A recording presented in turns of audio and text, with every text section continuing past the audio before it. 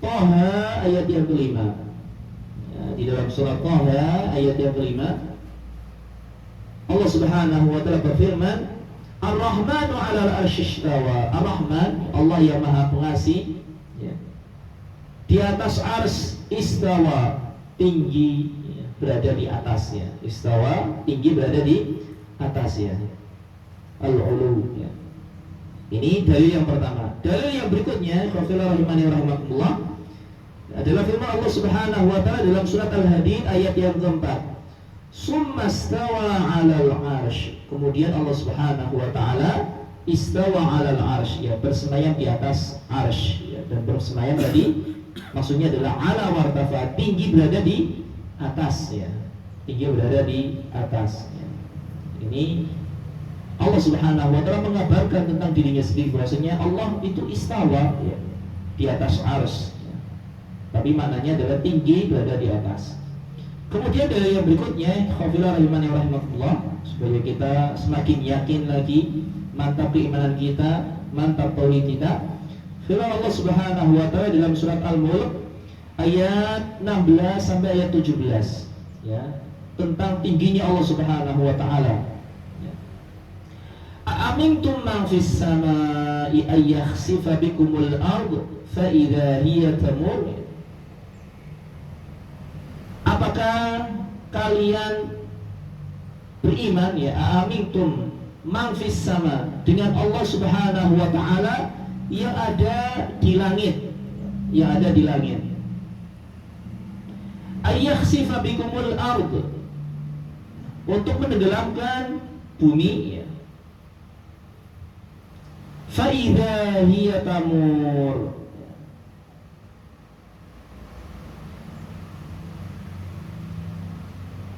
faidah hiya tamur.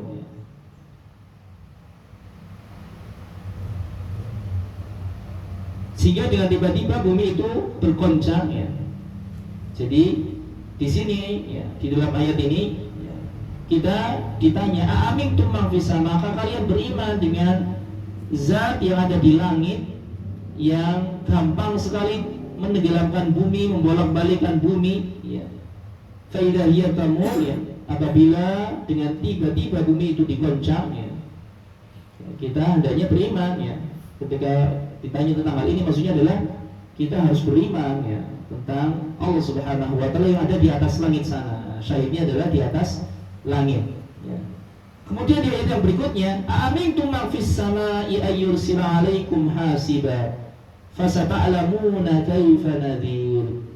Apakah kalian beriman dengan zat yang ada di langit sana, ayyursila 'alaikum hasiba, bahwa dia akan mengirimkan badai berupa batu, fasata'lamuna kaifa nadhir, maka kelak kamu akan mengetahui bagaimana akibat mendustakan peringatanku, ya, peringatanku.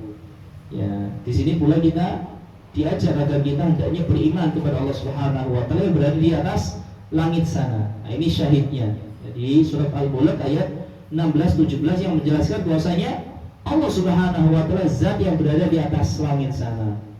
Walaupun berada di atas langit sana, ya, Allah dengan mudah sekali, ya, membolak-balikkan bumi kita, ya, kemudian menggoncangkan bumi kita, bahkan menghujani, ya, bumi kita dengan bebatuan dari langit sana, ya, dengan sangat mudah sekali. Maka hendaknya kita, ya, perhatikan peringatan dari Allah Subhanahu wa taala ini. Nah, ini dalil tentang tingginya Allah Subhanahu wa taala. Dalil yang berikutnya, khafilah rahimani rahimakumullah, di sini adalah firman Allah Subhanahu wa taala di dalam surat Fatir ayat 10, ya. Di mana di sini Allah berfirman, ilaihi yas'adul kalimut thayyib wal 'amalus shalihu yarfa'u, ya. Kepadanya naik, ya, kepada Allah Subhanahu wa taala naik al-kalimut thayyib, ucapan-ucapan yang baik dan amalan-amalan yang salih, Allah mengangkatnya, ya, mengangkatnya. Artinya menunjukkan bahwasanya Allah itu berada di atas. Kalau Allah enggak berada di atas, buat apa? Apa faedahnya ucapan-ucapan yang baik ini, amal-amalan yang salih ini diangkat, ya, kepada Allah Subhanahu wa taala, ya, dilaporkan kepada Allah Subhanahu wa taala. ya, tidak ada faedahnya. Maka sehingga dengan hal ini kita tahu bahwasanya benar-benar Allah itu berada di atas, ya.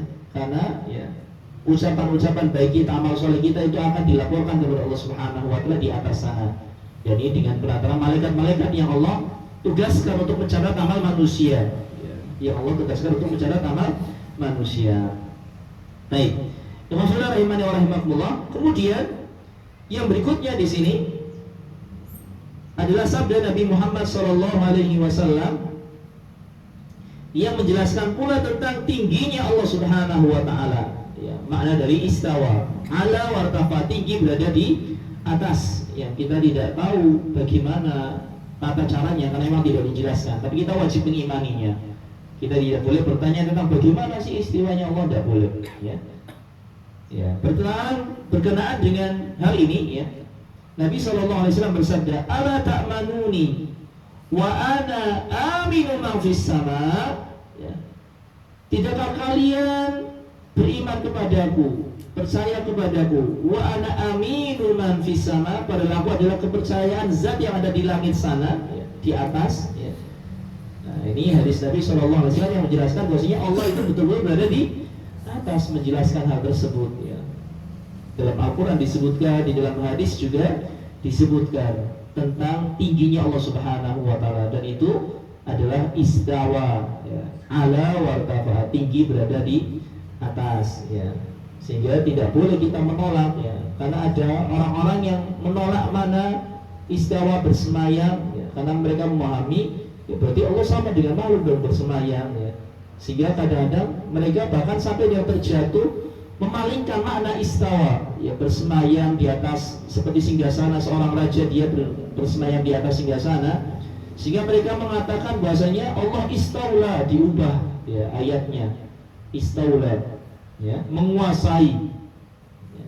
Berarti ya, sebelumnya bisa dipahami Allah tidak menguasai, kemudian akhirnya menguasai, terjatuh dalam penyimpangan yang lainnya. Nah, inilah fatalnya kalau orang ya berlebihan, ya, tidak kembali kepada dalil yang jelas yang kita hendaknya membenarkan sebagaimana apa yang digambarkan oleh Allah dan Rasulnya Shallallahu Alaihi Wasallam. Baik, satu pembahasan lagi tentang asma dan sifat Allah Subhanahu Wa Taala ini. Alhamdulillah rahimani wa rahimakumullah. Berkaitan tentang arsy ini juga Ahlus Sunnah wal Jamaah, ya, mereka meyakini yu'minuna bi annal kursi wal arsy haqqun. Bi annal kursi wal arsy haqqun. Ahlus Sunnah wal Jamaah beriman bahwasanya kursi dan arsy itu adalah betul-betul ada, benar-benar ada. Ya, Ahlus Sunnah mengimani, ya, tentang keberadaan kursi Allah, keberadaan arsy Allah, ya. Kita mengimani, ya. Sebagaimana Allah Subhanahu wa taala menjelaskan hal ini di dalam firman-Nya di sebuah ayat yang insyaallah kita semuanya mengenalnya, ayat kursi. Di penggalan ayat kursi tersebut Allah menjelaskan wasi'a kursiyyus samawati wal ardh. Luas kursinya Allah Subhanahu wa taala itu seluas langit dan bumi.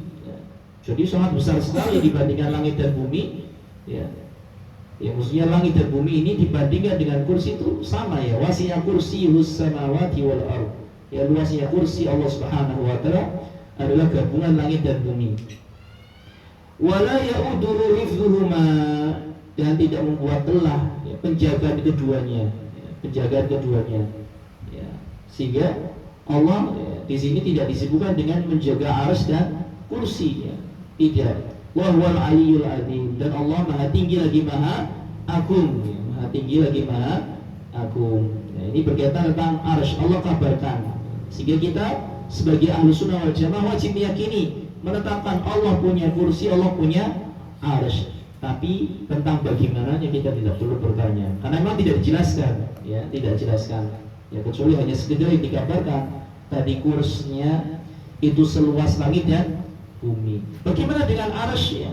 Berkaitan tentang arsy, ya, Syekh di sini mengatakan wal arsy la yuqaddiru qadrahu illallah, tidak mengetahui kadarnya, besarnya kecuali Allah Subhanahu wa taala. Ya. Jadi besar sekali, dan ini arsy itu adalah makhluk yang paling besar. Tetapi di sini digambarkan wal kursi fil arsy kahilfatin mulqan fi falatin wasi'as samawati wal ard.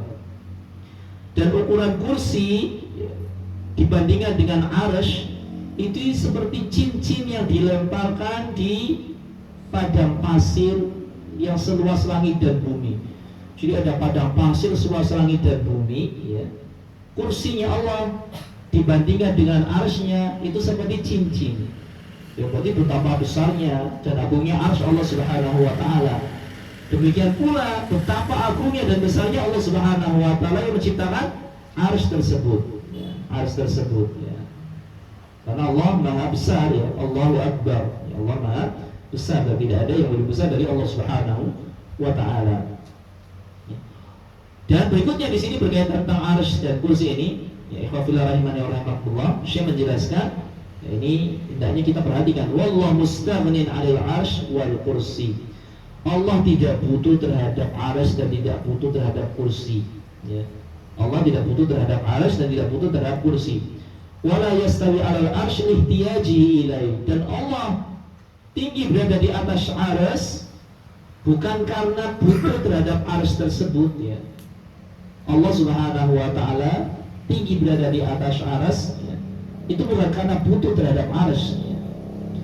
Bal li hikmatin ya'lamuha, tetapi karena sebuah hikmah yang tentu yang mengetahui hanyalah Allah Subhanahu wa taala. Adapun kita manusia, akal kita nggak bisa menyampai, ya, tidak bisa memahami bagaimana sih nyiptain arsy, ya. Kemudian, ya, istilahnya berada di atas arsy, ya, tidak butuh terhadap arsy, ya. Kalau kita misalnya kayak orang atau seperti raja misalnya membuat singgasana kan, karena butuh singgasana, ya, untuk duduk di atasnya supaya lebih, ya, terlihat, ya, kedudukannya, kemuliaannya dibandingkan dengan rakyatnya, ya. Tapi Allah tidak demikian, ya. Allah menciptakan arsy, ya, tinggi dia berada di atasnya bukan karena butuh arsy, enggak, ya, enggak butuh arsy, ya, sehingga, ya, kita Ahlussunnah pun, ya, menyatakan demikian dan kita pun, ya, tidak mengetahui hikmahnya apa sih, ya, karena ini tidak disebutkan. Kenapa? Wa huwa munazzahun ala an yahtaj ilal arsy aw maduna. Karena Allah Subhanahu wa taala itu suci, ya, dari butuhnya terhadap arsy ataupun yang berada di bawah arsy, ya. Seperti, ya, kita di sini di dunia, ya, kita sebagai manusia berada di atas arsy jauh sekali, ya. Karena arsy itu berada di atas langit yang 7, sedangkan kita dengan langit pertama saja jauh sekali, ya, berada di bawah kita, ya. Allah tidak butuh terhadap kita, ya. Walaupun Allah perintahkan kita untuk beribadah, mengerjakan ini dan itu bukan Allah itu butuh kepada kita, bukan Allah itu pengen dikasih rezeki sama kita, bukan. Tapi kita lah yang butuh kepada Allah Subhanahu wa taala. Allah menciptakan kita, ya, untuk kemaslahatan kita, ya, bukan untuk kemaslahatan Allah Subhanahu wa taala, ya. Ya, sehingga kita hendaknya paham tatkala kita beribadah itu bukan karena memenuhi kebutuhan Allah, bukan, tapi untuk memenuhi kebutuhan kita. Karena kita yang nanti butuh ibadah, dengan ibadah tersebut kita bisa kembali kepada kampung halaman kita yang sebenarnya Allah siapkan, yakni surga Allah Subhanahu wa taala. Baik. Ikhwafillah rahimana wa rahimakumullah. Kemudian di sini Syekh menjelaskan fasya'nullahi tabaraka wa ta'ala a'dham min dzalik. Ya, keadaan Allah Subhanahu wa taala itu maha suci dan maha tinggi, ya, lebih agung dari hal tersebut, ya, lebih agung dari hal tersebut, ya, dari kursy, dari arsy, ya, lebih agung. Bal arsy wal kursi mahmulani bi qudratihi wa sultanihi. Bahkan arsy dan kursi ini, ya, keduanya malah yang berada di bawah, ya, Allah Subhanahu wa taala, kekuatan Allah dan kekuasaan Allah Subhanahu wa taala. Ya, seandainya tidak ada Allah, arsy itu tidak akan ada, ya, di alam semesta ini sebagai makhluk Allah Subhanahu wa taala, tidak ada, ya, sehingga berada di bawah kekuasaan Allah, di bawah kekuatan Allah Subhanahu wa taala. Kemudian Syekh menjelaskan, ya, lebih lanjut lagi, wa anna Allah taala khalaqa Adam alaihi salam biyadihi, dan bahwasanya Allah taala menciptakan Nabi Adam dengan tangannya. Di sini ada penetapan sifat Allah Subhanahu wa taala, yakni Allah memiliki tangan, ya, Allah memiliki tangan. Allah menciptakan Nabi Adam alaihissalam, ya, nenek moyang kita, ya, bapak kita, seluruh manusia dengan tangan Allah Subhanahu wa taala. Wa ala kilta yadayhi yaminun wa yadahu mabsutatan yunfiqu kaifa yasha. Dan dijelaskan ya dalam sebuah hadis bahwasanya kilta yadayhi, kedua tangan Allah Subhanahu wa taala adalah kanan semua. Ya. Kalau kita manusia bayangin kan nggak masuk akal ya. Ya memang ya, kita manusia itu akalnya lemah sehingga ya tidak pantas kita mendewa-dewakan akal. Tapi hendaknya kita cukup mengimani apa yang digambarkan oleh Allah dan Rasulnya Shallallahu Alaihi Wasallam tentang sifat Allah, tentang zat Allah. Ya. Kedua tangan Allah kanan dan kedua tangannya mabsutatan, terbentang. Yunfiqu kaifa yasha, Allah berinfak ya sesuai dengan kehendaknya. Kama wasafa nafsahu subhanahu. Hal ini sebagian disebutkan oleh Allah Subhanahu wa taala untuk dirinya sendiri. Ya. Allah berfirman tentang sifat tangan ini di dalam surat Al-Baqarah ayat 255 ya. Wa qalatil yahudu yadullahi maghlula. Orang-orang Yahudi mereka mengatakan tangan Allah terbelenggu. Ya. Ini istilahnya kurang ajarnya Yahudi ya. Istilahnya ya, mereka dikasih kecerdasan oleh Allah Subhanahu wa taala tapi digunakan tidak sepantasnya ya, sehingga mereka mengatakan tangan Allah terbelenggu. Khullat aydihim wa lu'inu bima qalu. Lalu Allah mencela mereka. Tangan-tangan mereka yang terbelenggu dan mereka dilaknat atas apa yang mereka ucapkan ya. Karena mereka mengucapkan tangan Allah terbelenggu ya, mereka dilaknat dengan ucapan mereka. Kemudian Allah menjelaskan bal yadahu mabsutatan, tetapi kedua tangan Allah terbentang, terbuka. Yunfiqu kaifa yasha, berinfak ya, atau kaifa yasha sebagai mana yang Allah Subhanahu wa taala kehendaki, ya sesuai dengan kehendak Allah Subhanahu wa taala. Kemudian di dalam ayat yang lain lebih menjelaskan tentang hakikat tangan Allah Subhanahu wa taala ini yang hendaknya kita imani. Dalam surat Al-Maidah dalam surat Shad ya, dalam surat Shad ya, ayat yang ke-75 Allah berfirman, "Ma mana'aka an tasjuda lima khalaqtu bi yadayya." Apa yang mencegahmu untuk sujud terhadap apa-apa yang aku ciptakan dengan tanganku? Ini menceritakan tentang perilaku iblis yang enggan bersujud kepada Nabi Adam alaihissalam ya, yang Allah ciptakan dengan kedua tangannya. Ini adalah bentuk ya istilahnya bantahan terhadap iblis yang tidak mau bersujud terhadap ciptaan Allah Subhanahu wa taala yang Allah ciptakan dengan tangannya, yakni Nabi Adam alaihissalam. Ya, dari ayat-ayat ini kita tahu bahwasanya Allah punya tangan. Kita tetapkan tangan bagi Allah Subhanahu wa taala dan dijelaskan bahwasanya kedua tangan Allah itu semuanya kanan. Kita cukup imani hal tersebut. Kita tidak perlu membagaimanakan tangan Allah Subhanahu wa taala. Itu adalah prinsip Ahlussunnah yang harus kita pegang sehingga kita tidak akan kebingungan, tidak akan bingung ya. Kalau orang yang terlalu mendewakan akalan jadinya bingung. Masa kedua tangannya kanan, gimana ya? Kalau manusia kan beda. Makanya hakikat Allah dengan makhluk itu berbeda sekali ya. Sebagaimana kita pernah jelaskan, kita sama makhluk saja beda antara satu dengan yang lainnya. Bagaimana dengan Allah Subhanahu wa taala, zat yang maha tinggi, yang maha sempurna, maha mulia? Tentu sangat jauh ya, karena nama-nama dan sifat-sifat Allah Subhanahu wa taala itu sesuai dengan keagungan dan kemahabesaran Allah Subhanahu wa taala. Wallahu taala a'lam bishawab. Ini mungkin yang dapat kita sampaikan ya, berkaitan tentang sifat Allah, dan masih lumayan ya, ada perincian yang lebih dalam lagi berkaitan tentang sifat-sifat ya Allah Subhanahu wa taala. Insyaallah kita akan sambung pada kesempatan yang akan datang biidznillah subhanahu wa ta'ala. Kita cukupkan dan kita akhiri dengan baca doa kafaratul majlis. Subhanakallahumma bihamdik, asyhadu an la ilaha illa anta, astaghfiruka wa atubu ilaik. Wassalamualaikum warahmatullahi wabarakatuh.